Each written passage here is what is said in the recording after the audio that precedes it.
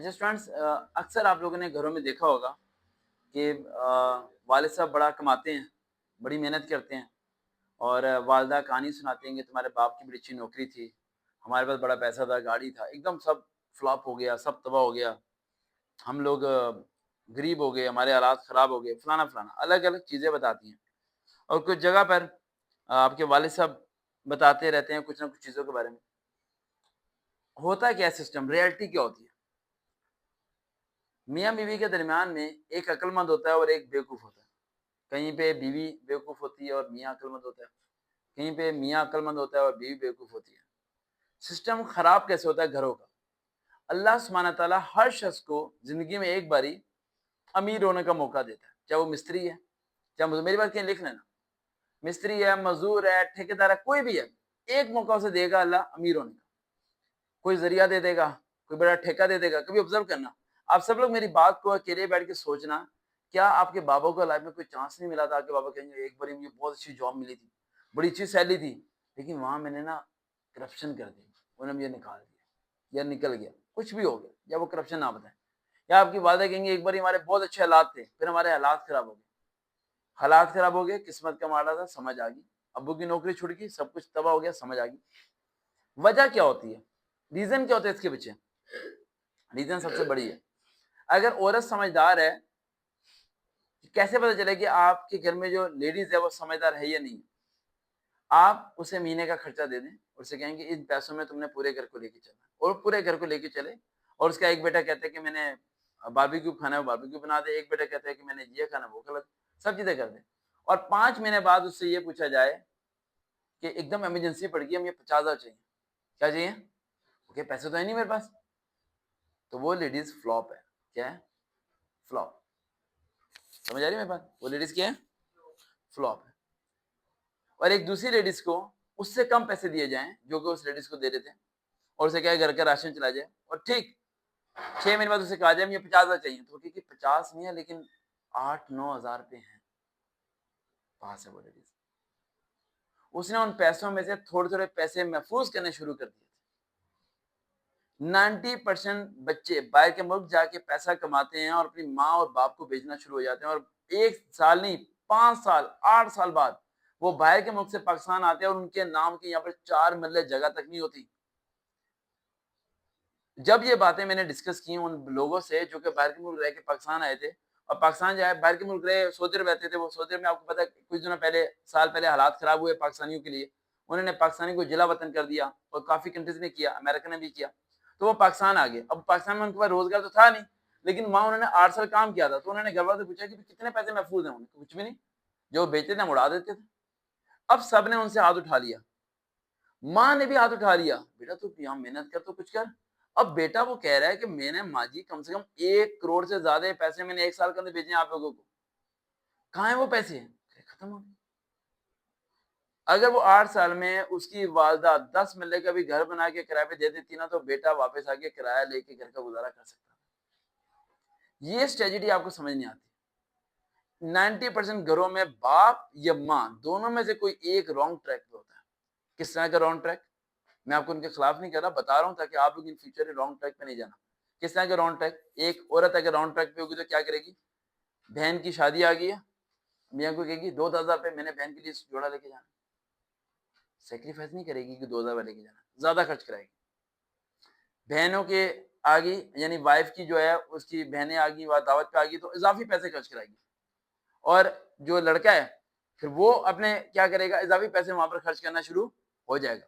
दोनों एक दूसरे के क्लैब में आ गए, लड़ाई झगड़े के चक्कर में आ गए, वो एक दूसरे के पैसे को जाया करेंगे, वेस्ट करेंगे और झूठ बोलना शुरू कर देंगे। इससे क्या होगा, पूरे का पूरा घर अनबैलेंस होना शुरू हो जाता है।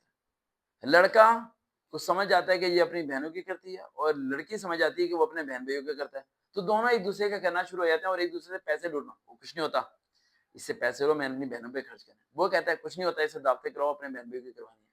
इस चक्कर में आके घर डिस्टर्ब होता है। घर डिस्टर्ब, मैं इसमें 5 पॉइंट बताऊंगा, 5 पॉइंट घर डिस्टर्ब होने की वजह से, जिसकी वजह से लोग किराए पे रह रहे हैं और अपने मकान नहीं बना सके। पहला पॉइंट समझ आ गया? बीवी इजाफी खर्च करती है, मियाँ भी इजाफी खर्च करता है बिला वजह। और 40% बाप ऐसे हैं, 40% बाप ऐसे हैं जो बाहर बाहर अल्लाह माफ करे, अल्लाह माफ करे, अल्लाह माफ करे। भाई उनका दोस्त उन्हें कह दे क्या दावत देगा, वो आ जाती है बारबेक्यू बनाओ, और घर में बेटा फोन करके ये कहते हैं अब्बा जी वापसी में दिए लेके आओ। हमारा दिमाग खराब है, कहाँ से पैसे तोड़ता हूँ मैं, हराम कमाता हूँ। बीवी ये कह दे कि देखो आटा खत्म हुआ भाई, कहाँ से लेके आऊं पैसे, ये चिल्लाना शुरू कर देगा। और उसी टाइम पे उसके भाई की कॉल आ जाए, अच्छा भिजवा रहा हूँ भिजवा रहा हूँ भिजवा रहा हूँ। फ्लॉपर पर्सन है ये लोग, फ्लॉपर जो सगी औलाद के नहीं है, ये लोग किसी के नहीं। पॉइंट नंबर 2, वो तमाम सरकारी मुलाजम जो रिटायर होने के बाद एकदम उन्हें मिलता है पैसा, एयरफोर्स के रिटायर बंदे हो गए, डिफरेंट डिपार्टमेंट्स के हो गए, 8 से 9 लाख उन्हें मिलेगा, और उनके माइंड में एक आइडिया आता है कारोबार करें, सारे पैसे डूब गए।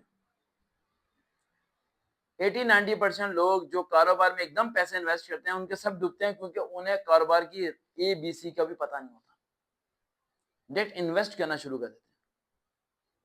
समझ आ गई? 2 वजह, दूसरी वजह यानी रॉन्ग ट्रैक, इन्वेस्टमेंट गलत हो जाती है। And point number 3, that is the most important point, ये तो बहुत ही खतरनाक पॉइंट है और काफी ज्यादा खतरनाक है, यानी आर्टिफिशियल लाइफ। वो अपने बच्चों को आर्टिफिशियल लाइफ गुजारना सिखा देते हैं। यार किराए की जगह पे रहना है, लेकिन रहना पत्थर वाली जगह पर। अब मुझे गाड़ी लेके जाना है, घर किराए का गाड़ी रखी हुई है। आप देखते होंगे मार्केट में, आपकी गली में, मेरी गली में पता नहीं 8 से 9 किराएदार होंगे जिनके पास गाड़ी और माली मकान पैदल चल रहा होता है।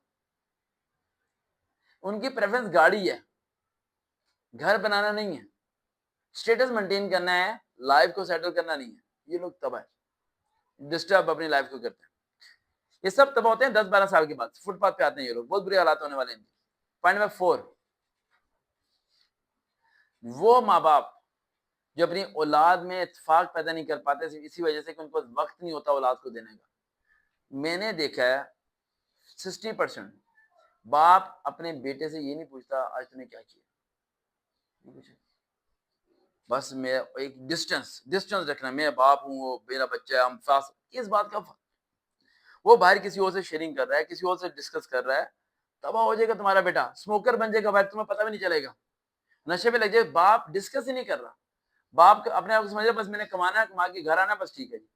बच्चों को टाइम ही नहीं दे रहा, वो 2 घंटे 3 घंटे निकालते ही नहीं है, डिस्कस ही नहीं करता उससे, पूछते ही नहीं उससे, बस एक काम है, मार लिया, डांट दिया, दब लिया। और मार लिया डांट लिया कौन सिखाता है? माँ।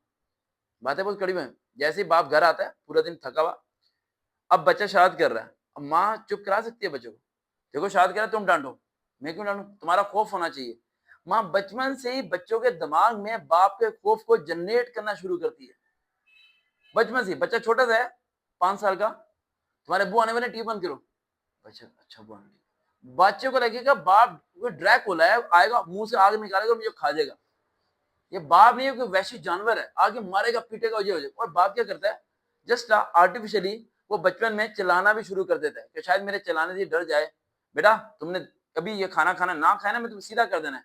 सीधा करने का कौन कह रहा है? बाप नहीं कह रहा, पीछे से माँ उसके दिमाग में डाली, तुमको मेरी बात नहीं मानते, मैं तो पूरा दिन घर में होती हूँ। और भाई पूरा दिन अगर घर में होती है तो बच्चे क्यों नहीं सीधे हुए?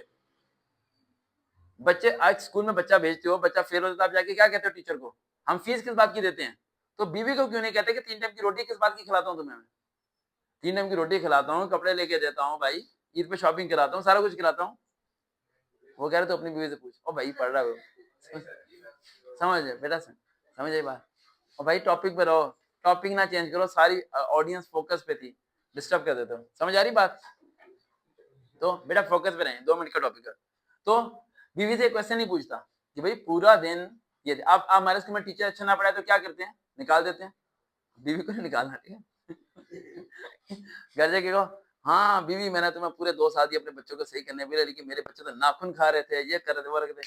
हाँ भाई दूसरी आएगी, दूसरी आएगी, दूसरी आएगी, और दूसरी है वो मियों को निकाल दे। फिर क्या पहली वाली ठीक थी यार।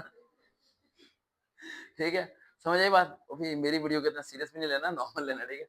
हाँ नॉर्मल समझना है, मैं जो समझाना चाह रहा हूँ वो समझना है, चीज को सही करना है, खराब नहीं करना। समझ आई? ये मिस्टेक्स होती है।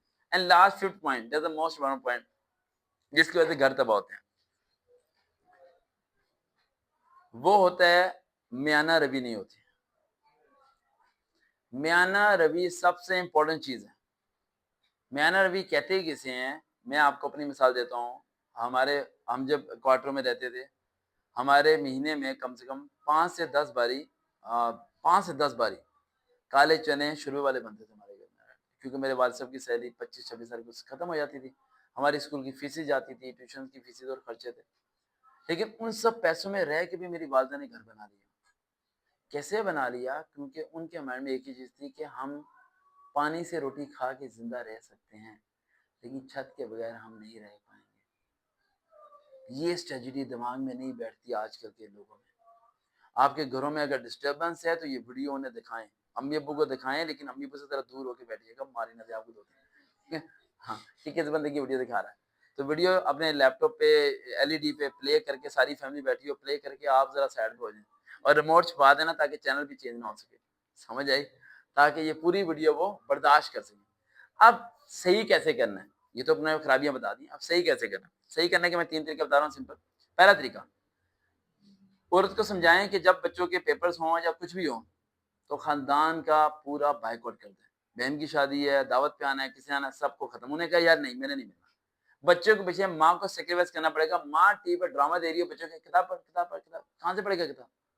बाप मोबाइल में लगा, बेटा तू पढ़, बेटा तू पढ़, मेरी अर्जेंट अर्जेंट काम। कैसे पढ़ेगा बच्चा? माँ बाप अक्स हैं बच्चों के लिए, और वो अक्स बन के रहे तो बेहतर है। माँ को टीवी को बंद करके दराज में रख देना है, केबल का स्विच निकाल देना है, नेट काट देना है। ये 3-4 काम बोर्ड के पेपर में करने हैं। अगर माँ चाहती है उसकी औलाद कामयाब हो जाए, ये 3-4 काम उसने करने हैं। उसने फोन पे बात ही नहीं करनी किसी से, वो आपको पढ़ाए ना, सिर्फ पास दूर बैठ के बात भी ना करे, अच्छा पढ़ चल। मैं आपको यकीन से बता रहा हूँ कि अगर आज हम इतने ज्यादा एजुकेटेड हो गए हैं तो हमारा सिर्फ घर का माहौल सही था, और उसका सारा क्रेडिट मेरी वालदा को जाता है। ठीक है, मेरी वालदा ने बहुत सेक्रीफाइस किया मैं चीज़ों में। तो हमारा नान का एजुकेटेड था, ठीक है, उस लिहाज से दाद का इतना एजुकेटेड नहीं था। तो समझ आ रही बात? तो ये चीज बड़ी मैटर करती है कि आपके घर में क्या एजुकेशन वाला माहौल है, नहीं माहौल। चक्कर ही नहीं है, आप घर जाओगे आपका पेपर हो रहा है, बाकी सब लफंटर फिर रहे हैं। अब बाकी सब जो फिर रहे हैं वो क्यों फिर रहे हैं भाई? आप क्या करोगे यार, कैसे किताब खोलोगे? घर का माहौल ही खराब है। घर का माहौल पूरे का पूरा एजुकेशनिस्ट होना पड़ेगा, यानी जो वेला भी फिर रहा है ना, उसे कोई बैठ जाए चुप करके कुछ रीडिंग कर ले। रीडिंग वो कर रहा है, उसका असर उस पर हो रहा है जिसका बोर्ड का पेपर हो रहा है, वो कह के मैं पढ़ता हूँ। माहौल का बहुत असर पड़ता है। बार बार कह रहा हूँ, अकेडमियां आपके बच्चों को उस तरह से कामयाब नहीं कर सकती जो आप लोग खुद कर सकते हैं। एंड पॉइंट नंबर 2, 3 पॉइंट बताऊंगा। पॉइंट नंबर 2, मर्द के लिए सर मोस्ट इम्पोर्टेंट पॉइंट, कभी भी अपने घर वालों को पूरी सैलरी ना बताया करो। ओ भाई पूरी सैलरी ना बताया करो, तुम सारे पूरी सैलरी बता के फंस जाते हो। कभी घर वालों को नहीं बताना पूरी सैलरी। घर वालों को हमेशा ये बताना हालात खराब चल रहे हैं। क्या खराब चल रहे हैं? हालात। अगर तुम सारी तनख्वाह उन्हें बता दोगे, वो सारी तनख्वाह ले लेंगे, तो हकीकत में तुम्हारे हालात खराब हो जाएंगे।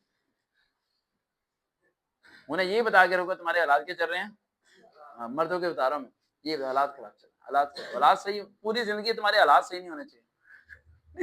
ताकि बीवी को यकीन आ जाए यार इसके बहुत हालात खराब चलते हैं। वो अगर पैम्पर भी मांगे ना तो 10 भी सोचे यार पैम्पर का कहूँ यार, तो कल से हालात ही बड़े खराब चल।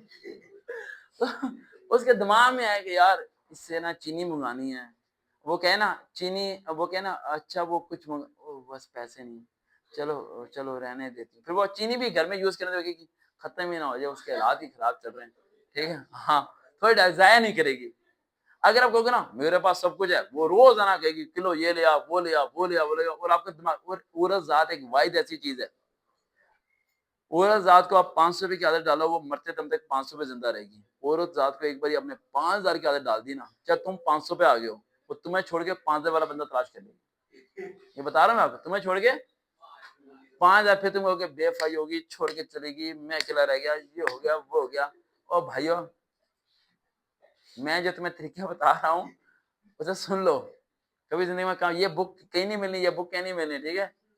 हाँ, ये शुक्र है कि मैंने अपने घर वालों को अनसब्सक्राइब किया हुआ है, वो नहीं सुन सकते। घर तो निकाल दिया ना।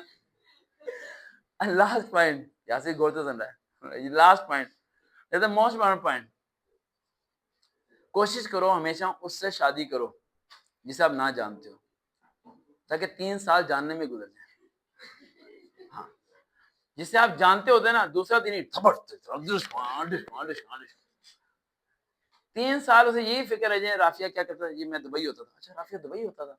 साल बाद से पता चला ये तो झूठ बोल रहा है, ये तो दुबई होता नहीं था, ये दुबई चौक होता था। यानी वो 3 सालों से यही पता ना चले कि ये राफिया को क्या है, ये है कौन, इसे पसंद क्या है। अब उससे आप शादी करते हो जिससे आप 3 महीने बात कर चुके होते हो ना, वो आप दूसरे दिन ही फाइटिंग शुरू रहती है, वो जान जाती है। फिर वो आपको वो ताने मारती है जब उसे एसएमएस करते थे, मैं तुम्हारे लिए चाँद लेके आऊँगा, ये लेके आऊँगा, वो लेके आऊँगा, हैं? सब्ज़ी तक नहीं ला नहीं पाते, तो इन चीज़ों से आपने बचना है। घर को सेटल करने का बिल्कुल आसान तरीका है, ठीक है? ओ भाई चेन नहीं तोड़नी, घर को आसान सेटल करने का सिंपल आसान तरीका है। मैं दोबारा बोल रहा हूँ, आप बादशाह हैं और आपकी बीवी बेवकूफ़ है, तो वो आपको बना देगी फ़कीर। आप फ़कीर हैं और बीवी अक्लमंद है, तो आपको बना देगी बादशाह। तो तालीम के साथ-साथ एक अच्छी वाइफ़ तलाश करना, अदरवाइज़ आपकी लाइफ़ डिस्टर्ब है। देखते रहें चैनल सरवकार विद रियल मोटिवेशन। दोबारा मुलाकात होगी। अल्लाह हाफ़िज़।